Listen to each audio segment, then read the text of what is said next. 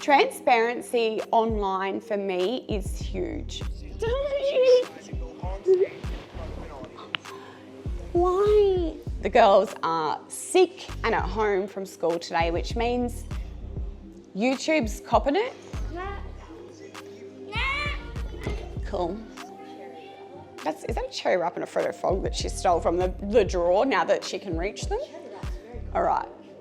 So for me, I personally believe that if you don't actually have a goal or know where you're heading, you're kind of like hopping into a car, going to a destination and you have no map.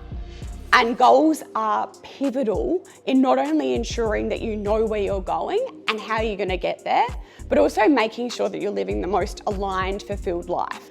And for me personally, like my goal of competing this year and getting back on stage was so big.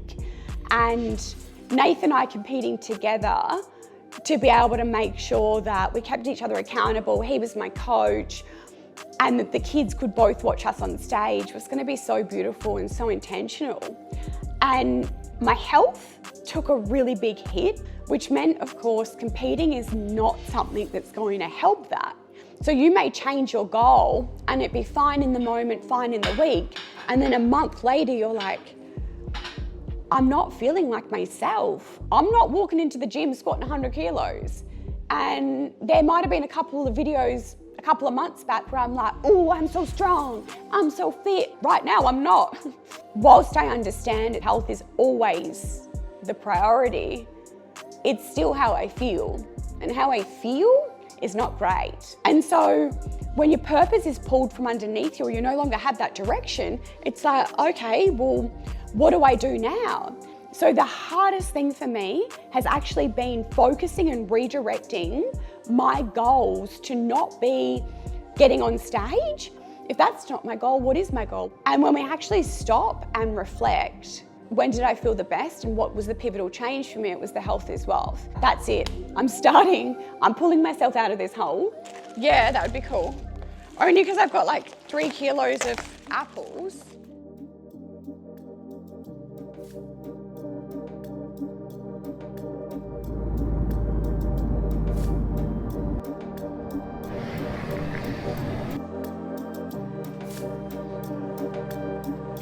Here goes nothing.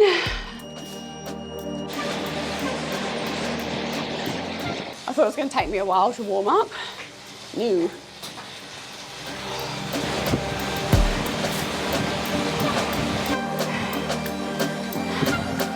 All right, let's go.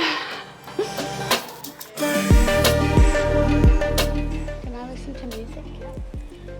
You sure?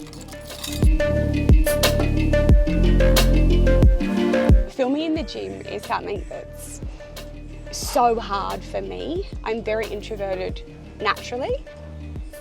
For 13 years, training has been my outlet. I train with music on, and it's my half an hour to an hour on my own for myself, and it entirely fills my cup back up. Like, it is my one thing. Like, I am such a better human after I've trained.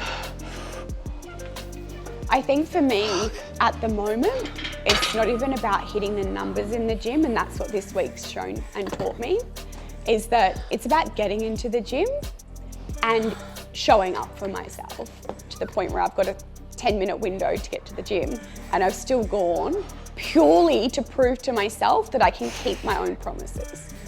I trust myself that if I say I'm going to do something, I can do it. Because if I don't trust myself, how is anyone else going to trust me? And whilst my weakest may be your strongest, I do not ever want someone to look at me and compare and think, she's talking about how weak she is and she's lifting this amount, I am this. Please don't internalize my own struggles and my own weakness as something that is an impact on you or maybe a comparison for you, because everybody is so relative to where they're at.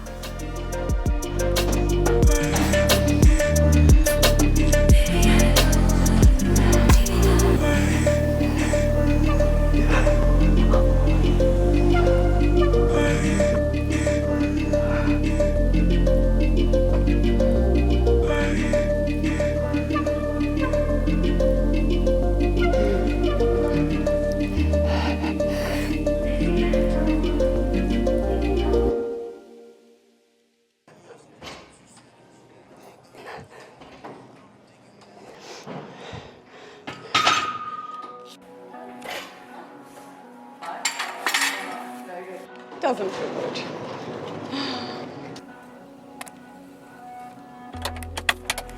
Health is wealth, baby. She got healthy. I did some front squats, some deadlifts, some Romanian deadlifts, and some hip thrusts. I think the motivation for me during today's workout was the fact that I knew that if I didn't at least do something on my legs, my DOMS and my muscle soreness was going to be so bad that I wouldn't be able to get back underneath the bar or squat again for another week, and it was going to be so much worse. I was like, just do it now, get through the first set. Once you get through the first set, you'll be fine. That deadlift, the last set, 75 kilos, I think it's 6 reps. It's supposed to be 85 for 6. Whoa, that was a slog. That was hard. That's hard work. It was hard to get up. Hello. Just sit with my friends, my pricks, surrounded by pricks. I think when times are tough, you go back to your core values and your roots. And I think that when you're struggling in any area of your life, it's because you're out of alignment. And if you have the awareness to go, where am I out of alignment? That will truly be able to help you. And I think if you're looking for a solution, half an hour a day on yourself is all it takes. And I think Health is Wealth is forcing you to spend that half an hour a day on yourself.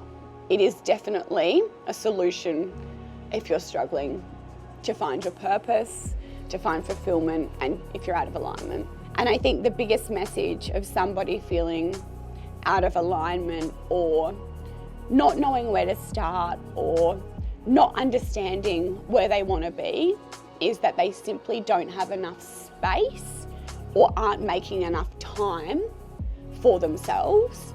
And I get it, because as a woman, we put ourselves so far down the ladder of priorities, especially as a mum. And I've been a mum since I was 18, so everyone has always come before me.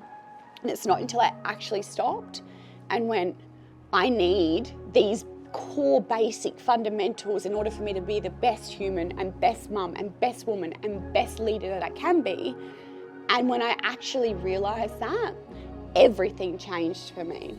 And so if you can just spend half an hour a day on yourself, you will essentially change not only your life, but anybody's life who touches you or comes into your life, your children, your partner. You will be a better human all round when you give to yourself first.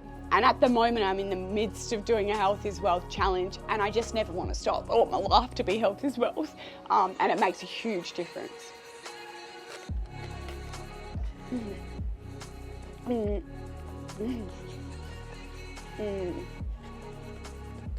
Really does.